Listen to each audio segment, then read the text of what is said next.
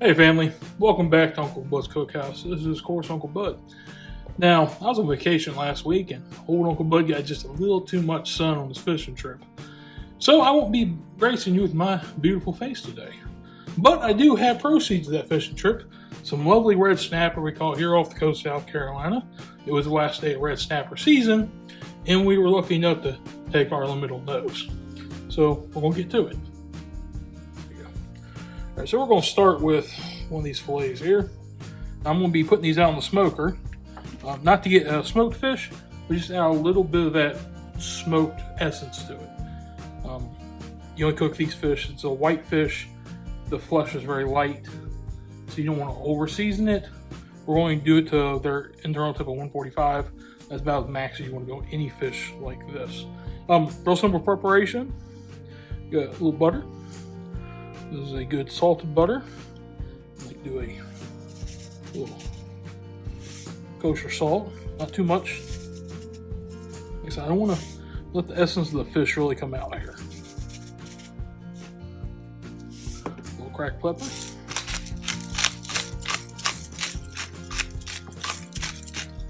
And then just a couple slices of lemon. Place them where the butter isn't. And I'm going to set these on smoker. It's set right now to 265. With my pellet smoker, that's going to put just enough smoke out to cook it within reason, but also apply a little of that smoke. Now, if you're at home, you don't have a smoker, set your oven to 300 and use a smoked sea salt if you can find it. If not, I'll say get a little liquid smoke, mix it with a little kosher salt, allow it to dry, and that should give you the same flavor profile. So I'm gonna walk outside and put this on now. All right, folks, so you can see the red snapper came off the smoker.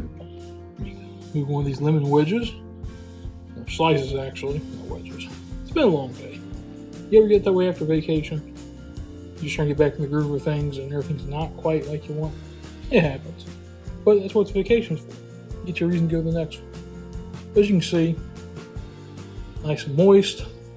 The white flesh flakes apart, just like you want with a white fish. You see here, I got this cowboy caviar. That's for another episode, just making this plate a little more pretty. I'm gonna have a taste of this fish here.